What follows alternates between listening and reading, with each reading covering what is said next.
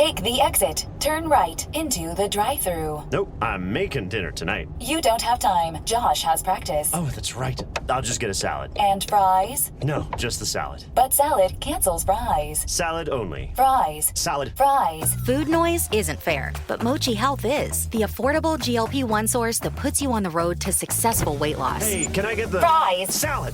Sorry. Learn more at joinmochi.com. Mochi members have access to licensed physicians and nutritionists. Results may vary. At DSW, we ask the important questions, like, what shoes are you going to wear? Whether you're prepping for wedding season, festival season, or just planning the ultimate vacay, the right shoes can make or break an RSVP. So own the moment. You've got big plans, and we've got just the shoes. At the perfect price, of course. Get ready to get ready with Designer Shoe Warehouse. Head to your DSW store or dsw.com today and let us surprise you. Voices for Justice is a podcast that uses adult language and discusses sensitive and potentially triggering topics, including violence, abuse, and murder. This podcast may not be appropriate for younger audiences. All parties are innocent until proven guilty in a court of law. Some names have been changed or omitted per their request or for safety purposes. Listener discretion is advised. My name is Sarah Turney, and this is Voices for Justice. Today I'm discussing the case of Patrice Endres. When Patrice goes missing in just a 13-minute window from her salon in 2004, the community rushes to help with the search. And as details continue to develop in her case, it leaves the public wondering if what happened to her could be at the hands of a serial killer or someone closer to home. This is the case of Patrice Endres.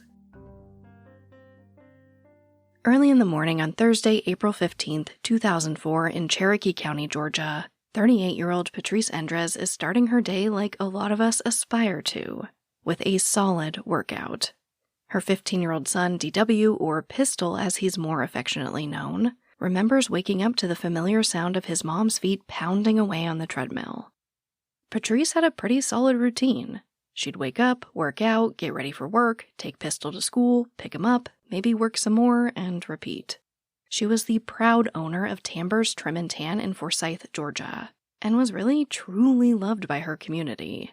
When you read and hear statements from her friends and family, she is the definition of the "she lights up a room" trope, and it truly seems earned. One story I really loved was Patrice helping with a late-night home color disaster. I think we've all been there. This was for her longtime client, Rami Tucker. Basically, Rami had her senior pictures the next day, and she was freaking out. But Patrice came to the rescue. Rami says Patrice was actually the only person that had ever cut her hair, and eventually she earned the nickname Saint Patrice. She and her friends later booked Patrice for basically an all-day glam session before prom. She says Patrice just kind of felt like a cool older sister. Her salon was just off a 2-lane highway that I assume wasn't insanely busy in 2004 because people would slow down and honk and wave at Patrice through the screen door. And her friend Anne would stop by nearly every afternoon just to catch up. She remembers her last conversation with Patrice. Patrice said, "Woman, are you coming back tomorrow?" And Anne said, "Of course." When you look at this case, it's just clear that Patrice had found her community, her calling, and she just loved making people feel beautiful. But Patrice wasn't all sugar. People loved hanging around the salon and talking to Patrice, and after a while she'd put them to work washing towels. When she was asked if she was ever concerned about working late at night alone, she'd joke that she always carried a pair of scissors. It really does seem that Patrice built this beautiful life for herself and Pistol. Though Pistol and his stepfather, Rob Endres, both admit that there was tension in the home. Pistol was born in 1988. His father is Patrice's ex-boyfriend, Don Black. Don is 24 years older than Patrice, and according to Patrice's sister, Kylene, now in the statement that I found, she's pretty vague, but she alludes to basically Don using drugs. She says she didn't approve of Patrice's lifestyle, and they drifted apart by the late 1980s. But Kylene says everything changed when Patrice got pregnant with Pistol. She went to school to pursue her dream of making people feel beautiful. She and Don broke up, but they did stay friends, and according to Pistol, were great co-parents. And then she met Rob Endres when he walked in for a haircut at her salon one day. She was 30, he was 50, and they fell in love. Together, they opened Tamber's Trim and Tan in 1996. Tamber is Patrice's maiden name. The next March, they got married and spent their honeymoon at Bike Week in Daytona Beach. They'd go back each year on a Harley. And according to Rob, they had plans to open up a bed and breakfast in Flagler Beach, Florida in a few years. Rob says Patrice would even match their outfits sometimes. This image he paints, outside of the tension with Pistol, is basically perfect. And the morning of April 15th seemed to fit that familiar pattern, at least at first. Patrice runs on the treadmill, waking up Pistol. Pistol is rushing Patrice out the door so he can steal a few minutes with his crush before school, but Patrice pauses to leave a note on Rob's car before they head to Pistol's school. At drop-off, they exchange I love yous, then Patrice heads to work. At 8:50 a.m., her first client, Pam Shepard, arrives for her 9 a.m. appointment. According to reporting by Marcia Lang Henry for the Atlanta Constitution, customers recall Patrice being upbeat that morning, but Pam reports that Patrice seemed oddly distracted, and really just not as attentive as she usually was. But Pam gets her service and leaves the salon at 11:05 a.m. 5 minutes later, at 11:10 a.m., Paul Cantor arrives for his scheduled appointment. And this time, Patrice is fast. Phone records confirm that Paul is out the door in just 17 minutes. He leaves at 11:27 a.m. At 11:35, Patrice speaks to a client over the phone who wants to change their appointment. And they report that Patrice was unusually short with them and just didn't seem like herself. This call lasts 2 minutes, ending at 11:37. At 11:50, another call came into the shop, but this time, Patrice didn't answer. A few minutes later, her next client arrives at the shop for their 12 o'clock appointment. The door is unlocked and the lights are on, but Patrice and all the money in the cash register are gone. The client immediately calls 911. This episode of Voices for Justice is brought to you by Quince. I've been trying to be more intentional about what I wear each day. I'm leaning into pieces that feel effortless, comfortable, and still put together, and Quince has been my go-to. The fabrics feel elevated, the fits are flattering, and everything just works without overthinking it. They use premium materials like 100% European linen, organic cotton, and ultra-soft denim. And the best part? Everything is priced 50 to 80% less than similar brands. They work directly with ethical factories and cut out the middlemen, so you're paying for quality and craftsmanship, not brand markup. I recently just ordered their tiered linen dress, of course in black. I wanted to pair it with one of my favorite pairs of brown wedges. The problem was, I didn't have a brown purse, so I got that from Quince too. It's one of my favorite outfits. It's easy, effortless, and feels amazing, especially as we're getting a little bit warmer here in Phoenix. Refresh your everyday with luxury you'll actually use. Head to quince.com/justice for free shipping on your order and 365-day returns. Now available in Canada too. That's QUINCE.com/justice for free shipping and 365-day returns. Quince.com/justice. Insurance isn't one size fits all. That's why customers have enjoyed Progressive's Name Your Price tool for years now. With the Name Your Price tool, you tell them what you want to pay, and they'll show you options that fit your budget. So whether you're picking out your first policy or just looking for something that works better for you and your family, they make it easy to see your options. Visit Progressive.com. Find a rate that works for you with the Name Your Price tool. Progressive Casualty Insurance Company and Affiliates. Price and coverage match limited by state law. Pistol's pulled from his biology class by his school resource officer. They ask if he has any way to get a hold of his mom. He calls her cell phone 3 times, but there's no answer. When her friend Anne calls, it goes straight to voicemail. Now, Pistol doesn't really know what's going on at this point. In his interview with Unsolved Mysteries, he explained that it really wasn't until law enforcement took him to his mom's salon that he realized what was going on. And he says he just breaks down at the scene. But also at the same time, he keeps telling himself that surely there's just something wrong with her phone. She'll call, she'll explain everything any minute now. I don't know what time Pistol gets to the salon, but according to Patrice's sister Kylene, it was a chaotic scene. There were helicopters and police scrambling to find Patrice as soon as possible. and investigators from the Forsyth County Sheriff's Office were trying to piece together exactly what happened here. In the shop, there are no signs of a struggle. But of course, we know that money was taken from the register. Also, Patrice's car keys and purse were sitting right there on the counter. Now, it did look like her purse was gone through because her wallet was sitting there open on the counter right next to it. I couldn't find any information about whether or not her ID was in there, but her credit cards were all still there. And they also found $270 in this, secret compartment of the wallet. So I don't know if it got rifled through, they didn't see the money, or they just didn't want to take it. I don't know why they wouldn't just grab the entire wallet. But as investigators make their way to the back of the shop, they see what appears to be Patrice's uneaten lunch sitting next to the microwave. The rest of the shop was tidy just as Patrice always kept it, and there was nothing to point them to where Patrice may be. But people who knew Patrice were quick to point out that her car was out of place. They found her black Chevy Tahoe parked in front of the main door to the shop, but those who knew Patrice say that she is always, without fail, backed in on the side of the shop and entered through the side door. It was all just very odd. Almost like she was making lunch and then something happened. Teams search for Patrice all night, but they don't find anything. The next day, officers conduct a 4-hour road check, stopping motorists to see if they've seen Patrice. They also use a reverse 911 system to send out these pre-recorded messages about her to landlines in the area. They searched abandoned houses, empty barns, unpaved roads, and a lot of woods. The salon's actually next to quite a few different patches of woods, so it took some time to get through them all. And Pistol says that he spent hours walking through the woods just calling his mom's name. I can't make this episode without acknowledging how heartbreaking everything Pistol went through was. In that interview with Unsolved Mysteries, you can't help but feel for him. Especially after learning what he goes through immediately after Patrice is gone.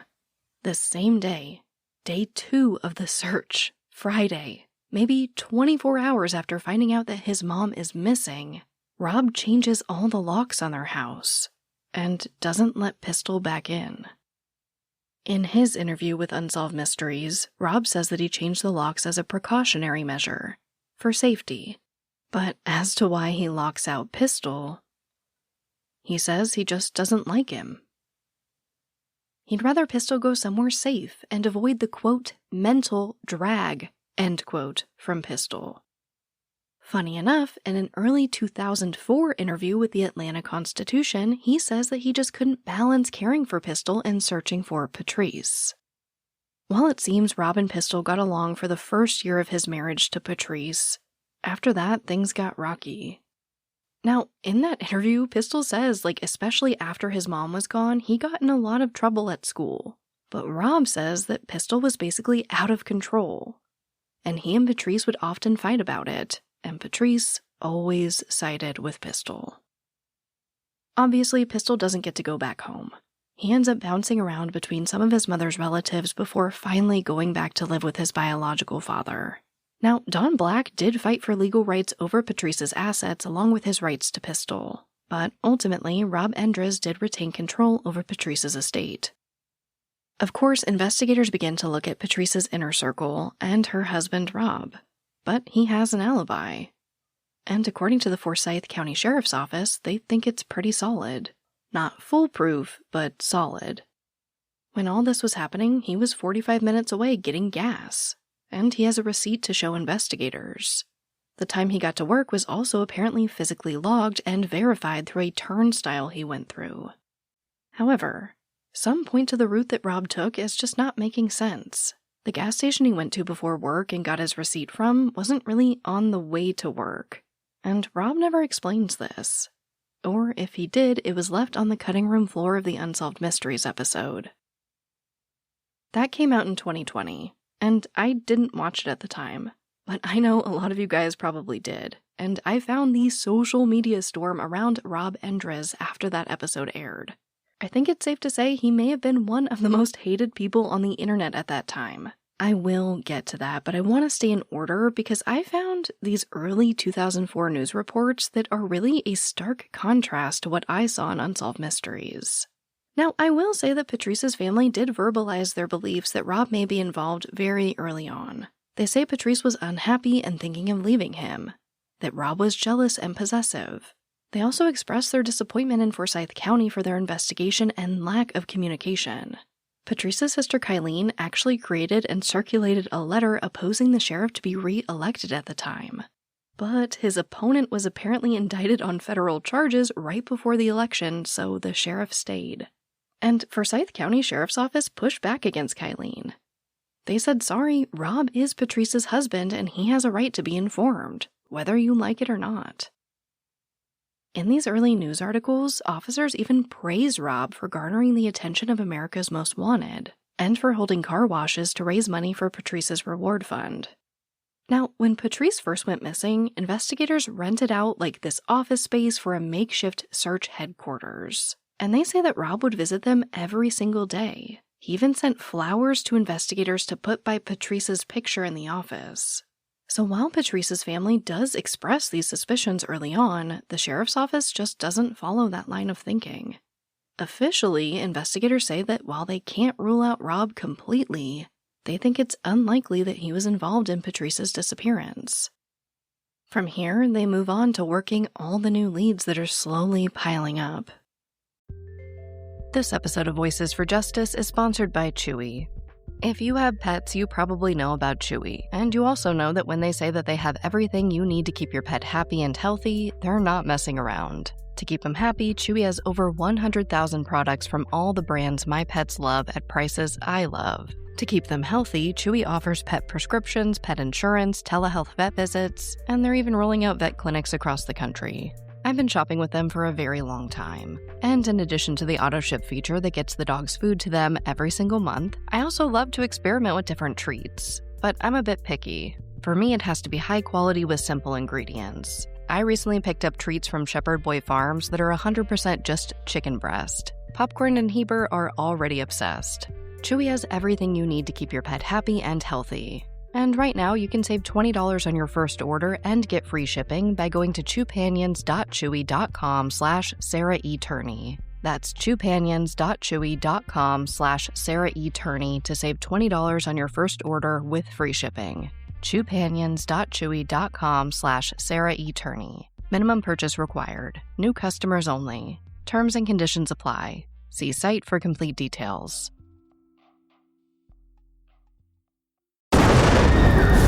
What they did to your family, you're lucky to make it out alive. Streaming on Peacock. These men are going to come after me. Taking them out is my only chance. Put a bullet in her head. From the co-creator of Ozark. Looks like a family was running drugs. Execution-style killing, it's rare for the Keys. And it leads on who they might have been running for. The cartel killed my family. I'm gonna kill them. All of them. MIA. Streaming now. Only on Peacock. The first major lead in this case that was kind of everywhere in the media in 2004 was a tip from a woman who says she saw a white cargo van parked nose to nose with Patrice's Tahoe at the shop, and that she saw a man walking towards the front driver's side door. Forsyth County Sheriff Ted Paxton considered this tip to be extremely credible, saying that they were able to match cell phone records to the tipster.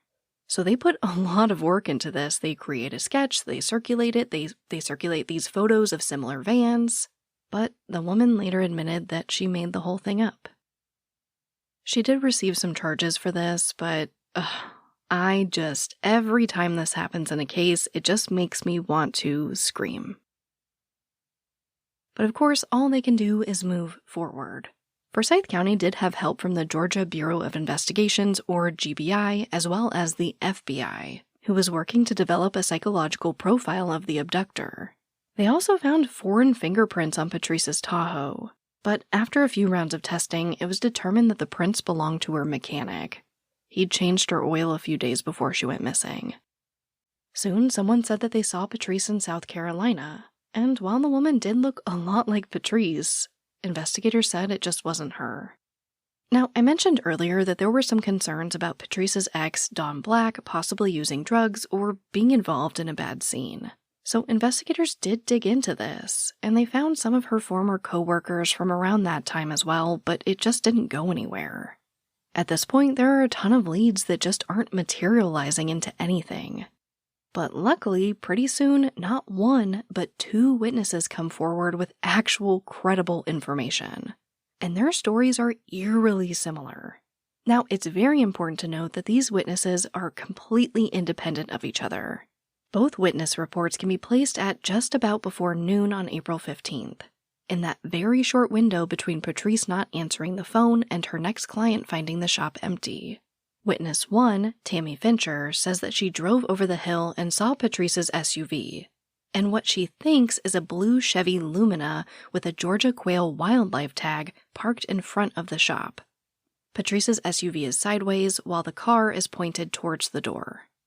She says that she saw the door to the salon open and 2 women in front of the car. One woman fits Patrice's description, a bit taller with dark hair. Tammy says this woman was in the middle of the car. Near the passenger side was an older woman, and she's not really sure what happens here, but she says that they put their hands on each other. She just can't be sure if they were fighting or if maybe one person was helping the other one up. She just said it was odd. The second witness was a male who reports a very similar story, but he thinks the car was maybe a Ford Taurus or a Malibu. He believes the other person with Patrice was a male with shoulder-length hair, not a woman. While it doesn't give us all the answers, it definitely opens the case up to what I would consider one of the strongest theories. That someone stopped by the shop and asked Patrice for a jump. She moves her Tahoe into the odd position it was found in, and then something happens. I don't know if I can fully explain how much Patrice seemed to be so loved. Rami Tucker, the girl that Patrice helped with her hair dye emergency, and a group of her friends not only passed out flyers for Patrice, but spent their own money to have more printed. Remember, these are teenagers. Patrice's sister Kylene turned to psychics for help. She submitted a photo and handwriting sample, and in return got a sketch of an area that she thought looked like nearby Buford Dam, sending her navigating this heavily wooded area in search for Patrice. But she wasn't there. Patrice's father, Richard Tambur Sr., says he was just angry. He'd wake up angry about Patrice. And when he tried to distract himself by watching some TV, he found his eyes drifting from the screen to a pair of windows that faced his deck, saying he knew it sounded crazy, but he was sure that one of these times when he glanced over, he'd see Patrice. Pistol says that in those early days of the investigation, he was sure he'd wake up one morning to find his mom was back. That all this time she'd been preparing for them to leave Rob, and she'd finally come back to get him. But since we are here today, you guys know that that did not happen. Patrice's case sat and waited. In January 2005, investigators think they've finally gotten the break they've been waiting for. A confession. Then suspected serial killer Jeremy Jones was passing by the salon that day and decided to go in. He asks Patrice for a jump, then abducts her at knife point. He says he sexually assaulted her, killed her, and threw her in Sweetwater Creek. Jones even drew a diagram that was accurate to how Patrice's Tahoe was found. At the time of this confession, Jones was facing charges for the rape and murder of Lisa Marie Nichols in Alabama, and was later convicted. He was also charged with the murder of his 16-year-old neighbor in April 2004. These statements do seem to make some sense for what may have happened to Patrice, but Jones confessed to killing over 20 women.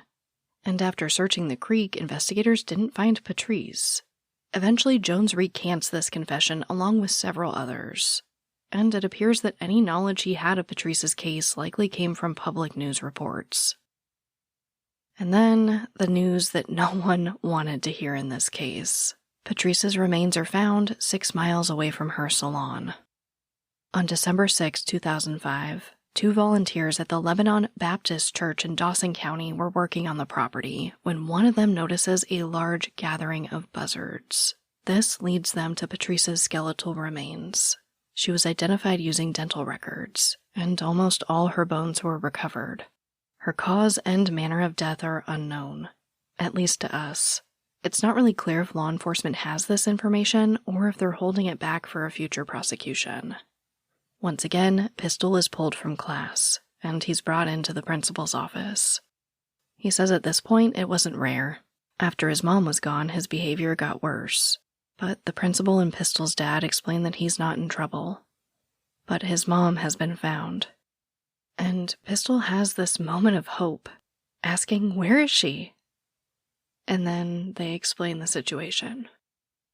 Pistol says he wasn't able to focus on much after this. In addition to Rob withholding childhood mementos and even photos of Patrice from Pistol, he kept her ashes too. It's just heartbreaking to think about what Pistol's gone through. But while Pistol is just trying to navigate this new life without his mom while also transitioning into adulthood, the Forsyth County Sheriff's Office has their eyes on another potential person of interest. Another serial killer, Gary Michael Hilton. Hilton is another terrible person who killed 4 hikers. He abducted a woman and her dog before killing her. Just trash. But they know this man spent some time in Forsyth County around the time that Patrice was presumably taken and murdered. They basically found a record of a traffic stop in the area.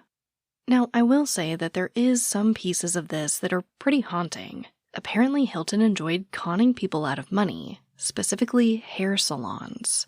He also had a habit of going in around lunchtime. But that's really it. The presumed motive by law enforcement is that this is what this guy does. He harms women and enjoys it. That's the motive. And apparently no alibi was ever established. But at the same time, the Forsyth County Sheriff's Office says that there's no real evidence for this claim. He's just considered to be a potential suspect. If you're chasing data down instead of seeing it in one place, you need the Intuit ERP. Intuit Enterprise Suite. All your data in one place with built-in AI for real-time insights. Learn more at intuit.com/ERP. Looking to see what's happening around your home? Ring's battery doorbell helps you track packages and see who's at your door in real time. The Outdoor Cam Plus protects your yard at night with a wide field of view and clearer Retinal 2K video. Or upgrade to 4K cameras and doorbells with Retinal Vision for ultra-clear zoom and detail. Your door, your yard, your home. With Ring, it's protected. Shop cameras, doorbells, and more at ring.com now. As the years went on, Patrice's case did continue to garner some media attention. It was mostly around Hilton and Jones' new convictions or charges, but there really wasn't any progress in the case. Or if there was, that has not been made public. Then, in 2020, the moment you guys have been waiting for, the infamous Unsolved Mysteries episode about Patrice comes out. And people go wild over Rob Endres' interview. And Pistol's interview, too. I even found a subreddit dedicated to basically just hating on Rob, and one dedicated to supporting Pistol. There is a clear divide in this case, and it's easy to see why. In the episode, Pistol explains that just a few weeks before his mom went missing, she talked about possibly divorcing Rob. He explains that he feels that Rob was jealous of the relationship he had with his mom, and just controlling and unkind. But Pistol does give him some grace. He says that he did tell the police that he thinks Rob may be involved, but he has a few theories. Rob, however, does not extend the same grace to Pistol, which is where I won't cut this guy an inch of slack. Rob gets nasty and says that Pistol was awful. He says he wasn't jealous of his relationship with his mom, but Pistol was jealous of Rob's relationship with Patrice. If Patrice wanted to divorce him, that's news to him. And while they fought, there was nothing majorly wrong with their marriage. He loved Patrice. He just didn't like Pistol. The way he tells that camera with his full chest that he changed the locks because he didn't like Pistol is one of the coldest things I have ever seen in true crime. Murder accusations aside, doing that to a 15-year-old child, your 15-year-old stepson, is just trash behavior. Then to keep photos of his mother from him, to not even share the ashes with him, is straight deplorable. I don't care what that child did to him or didn't do to him. I don't think Pistol probably did anything. I don't care what he did or didn't do. Rob Endres is the worst humankind has to offer in that aspect, in my opinion. And the opinion of a lot of the internet. Now, I know that if I don't talk about this next part, you guys will be in my DMs and comments asking why or how I missed it. So I want to start off by saying that I don't like to judge the way that a person grieves, but I think it's worth mentioning how Rob's interview sparked a visceral reaction from audiences. A major topic of discussion in this episode, aside from Rob's treatment of Pistol, was just his odd behavior in his interview, and as it relates to Patrice's remains. Apparently, when Patrice's remains were found, Rob asked for her bones to be laid out in order so they could kind of reassemble her. He also carried around her skull and kissed it. People were really up in arms about this, about how gross and odd it was, and it turned a lot of people off from Rob.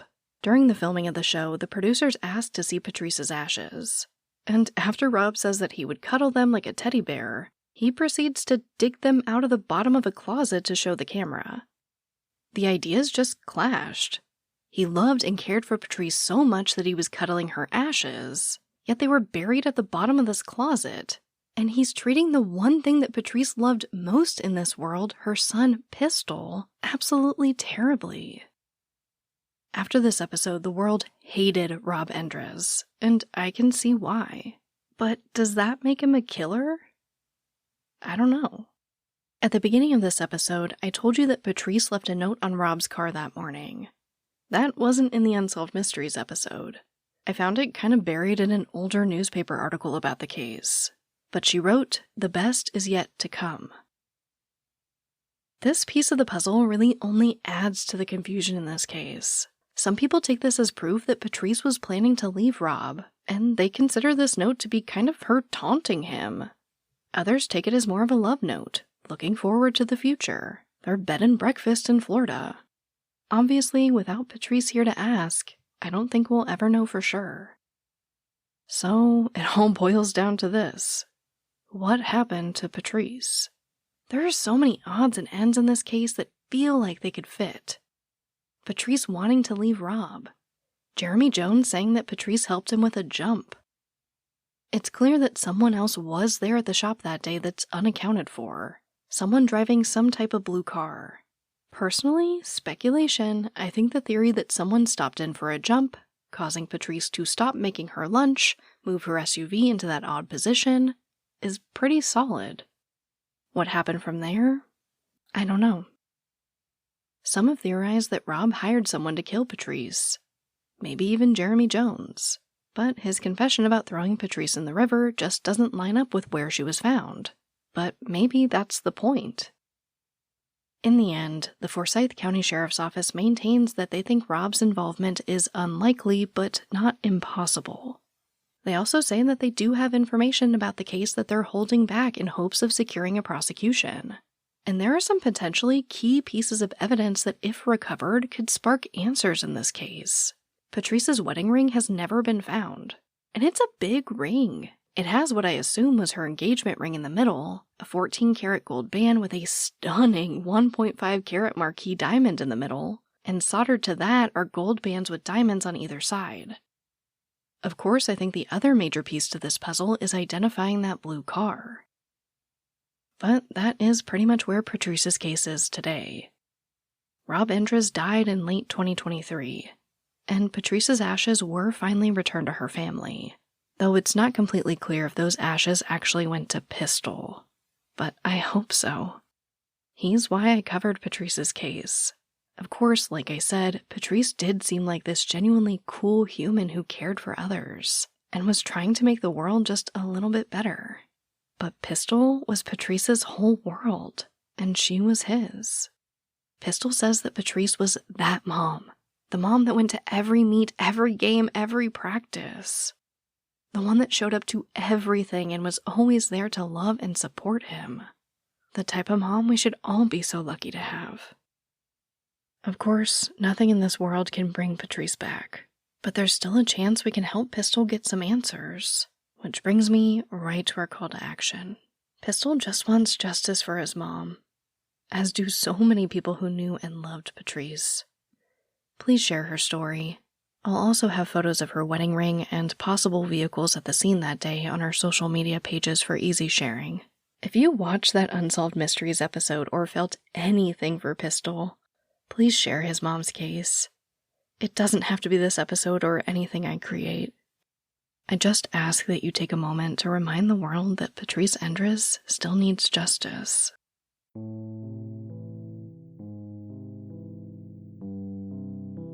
As a reminder, Patrice Endres was approximately 38 years old at the time of her death. She was white, 5'4", and weighed approximately 125 pounds. She had dark, shoulder-length hair with red highlights, and was last seen wearing a pink short-sleeve shirt, green pants, pink shoes, and a green jacket. Anyone with information is asked to call the GBI tip line at 1-800-597-8477. You can also visit the GBI website or download the See Something, Send Something mobile app to provide tips anonymously. But, as always, thank you, I love you, and I'll talk to you next time. Voices for Justice is hosted and produced by me, Sarah Turney, and is a Voices for Justice media original. If you love what we do here, please don't forget to follow, rate, and review the show in your podcast player. It's an easy and free way to help us and help more people find these cases in need of justice.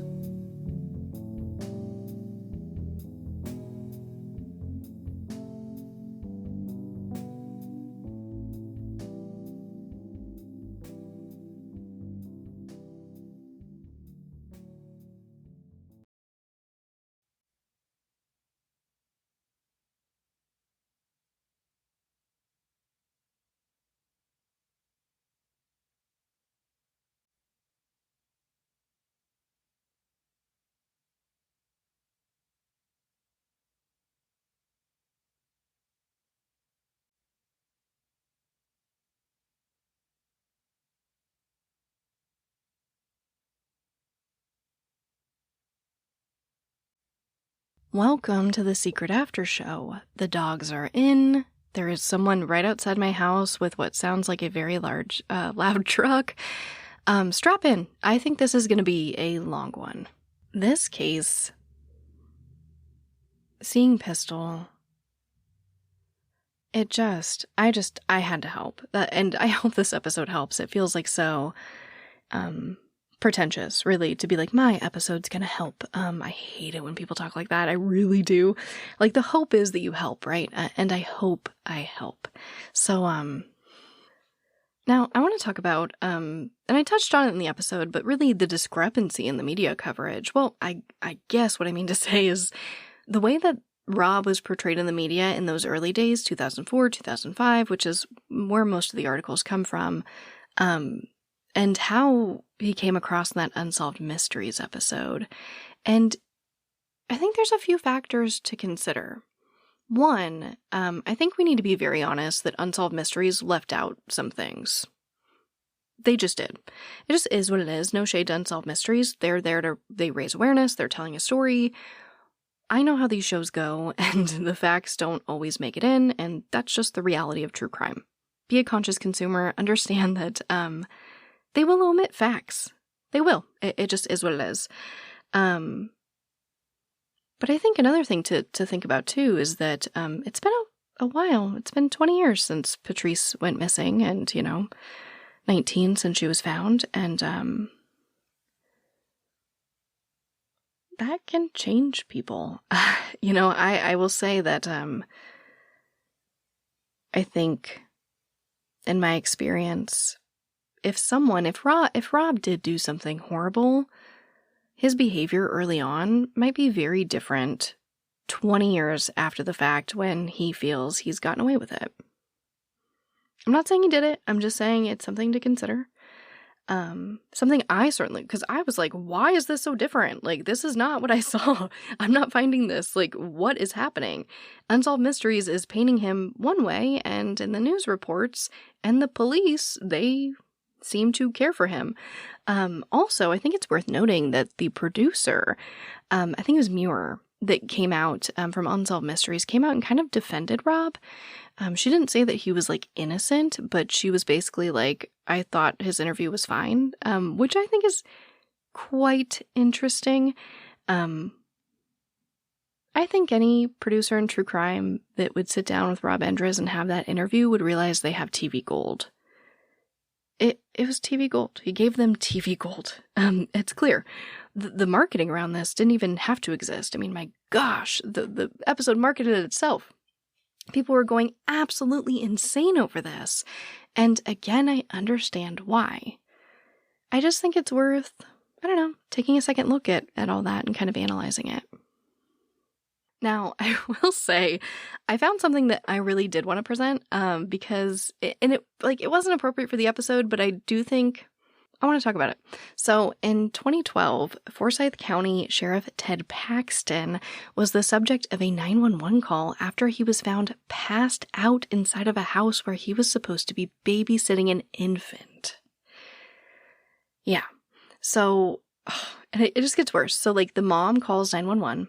And he admits to her that he had too much to drink.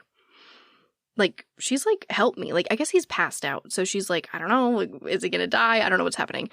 And so he tells first responders, quote, "Go ahead and tell the papers. Your sheriff is drunk."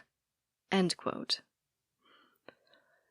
He then proceeded to blame this incident on a sugar imbalance, and later called the entire ordeal politically motivated to curb his chances for re-election.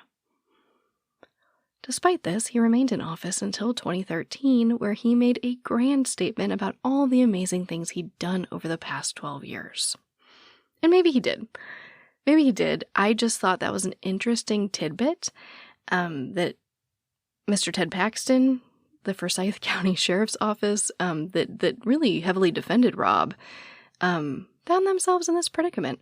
And also, very interesting as well, Ted Paxton ran for coroner of Forsyth County in 2020 and lost. Again, it's like one of those tidbits that isn't extremely relevant to the episode, but I thought it's just kind of one of those contextual things that I think is interesting to know. I found a few little tidbits. So, the witness, Tammy Fincher, I didn't put this in, but she, obviously everything here I didn't put in. I don't know why I keep saying that. She has expressed her regret for not stopping. She says that she cries herself to sleep over it. And that broke my heart.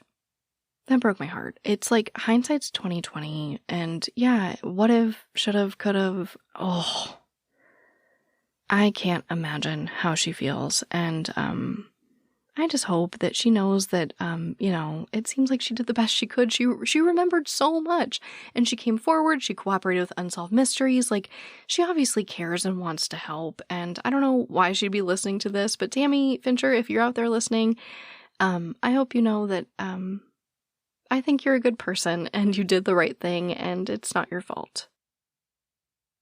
On to me feeling overly emotional in this episode, Rami Tucker, oh my gosh, that, oof, it gutted me. It gutted me to hear this girl. She had just turned 18, or I don't know, it said 18. I guess I'm assuming she just turned 18 because it was like prom and her senior pictures. Her talking about how Patrice was like a cool older sister and came and helped her like in the middle of the night with her hair color emergency. And then she booked her with all her friends for prom. And then they went and spent their money to go print flyers for Patrice. Like, oh, that, it just hits. It just hits. And maybe it's just me. You guys tell me. I know that I'm a big softie and I'm very emotional. But it's that ripple effect, and seeing a community come together and just care so much for Patrice is, it's kind of overwhelming in the best way. It's just really cool to see, and, again, just like Tammy Fincher, so much love. Rami Tucker, one, I hope I'm saying your name right, and two, sending you so much love. Okay, you guys, I debated this. I'm going to say something controversial that kind of sides with Rob, and don't come for me. I don't care. This is my own personal experience, and you can judge me all you want.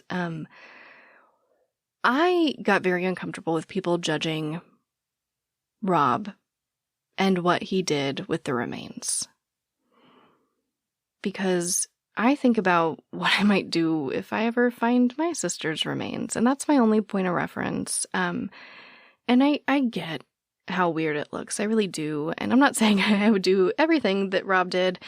But like, if I found my sister's remains and they found like probably the only part of her that would be like somewhat identifiable or that looked like her skull, I might kiss her on the forehead. I don't think that that's crazy, and I don't think that that's, I don't know, like, I get that, like, physically that seems gross, but, like, if all I have is my sister's skeleton, and I'm laying her to rest, and I might, like, hold her a little, and I might give her a forehead kiss. I don't know. I just wanted to say that. Again, I'm not siding with Rob. I have feelings about Rob, obviously, that I have expressed very clearly in this episode, but I think sometimes, I don't know. It's hard because I think it's not, and I want to remove it from like it being Rob doing it. It's the idea that having a loved one that you've just reunited with their remains, over a year later, that doing something like kissing their skull is weird. I don't think so. I know not everyone would do it, and maybe in the moment I wouldn't either. Maybe it would really freak me out and I wouldn't. But I just think that idea, we just, like, the judgment needs to, like, back off a little bit.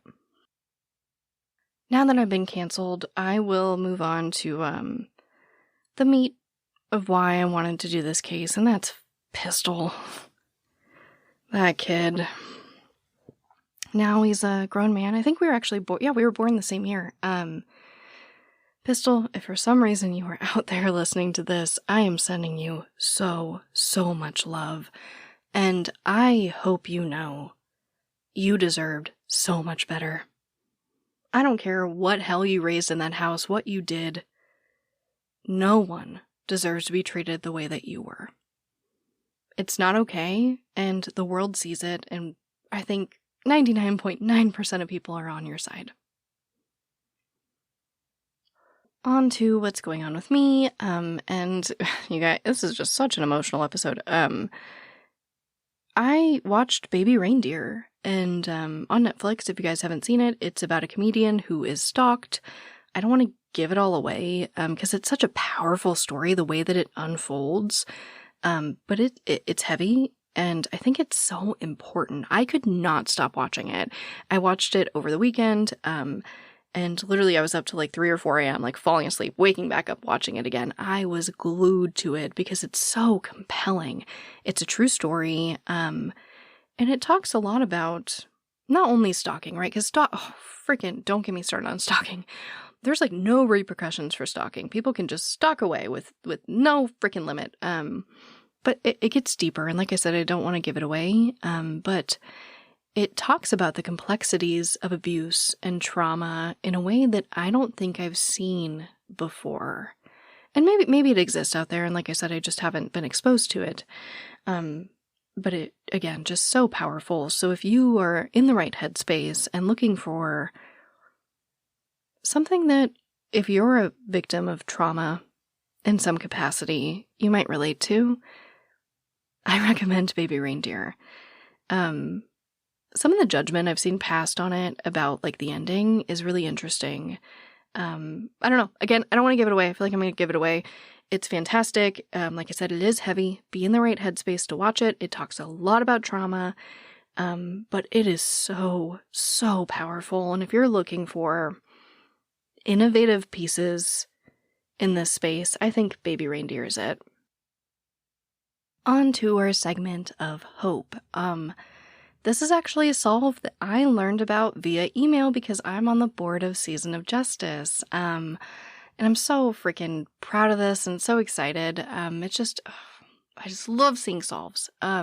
So I am getting my information from seasonofjustice.org. It's a press release. But this happened actually just a few days before this episode goes out. I do these after shows kind of after the episodes. I really want to make them current. But so in Zionsville, Indiana, May 7th, 2024, the Ventura Police Department announced the successful identification of the person who killed 42-year-old Danielle Klaus in 1991 as Larry Devin Welch. So essentially, back in June 2022, the Ventura PD was granted an awarded a grant, you think I'd know how to say that, from Season of Justice to fund testing. And it led to a solve. It's so cool. Of course, I feel like I always have to say this. I'm like, yeah, I love seeing solves. And I'm like, yeah, but then of course, like, it's awful. We wish this thing never happened. But yeah. And I want to say too that, like, you guys are a part of this. My whole journey here in true crime that led me to Season of Justice, everything I do, I feel like comes back to you guys.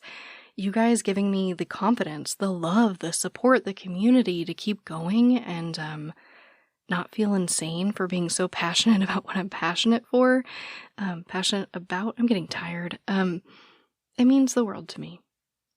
Now, I don't want to leave you hanging. I know I've done that in the past, and I'm sorry. I feel like when I cover these stories, I legit don't care what happens to the perpetrator. I'm like, they found out it was him. Done. Goodbye. I don't care. But I know you guys do, and I'm trying to be better. And you're right. You are correct. I need to present the complete case information.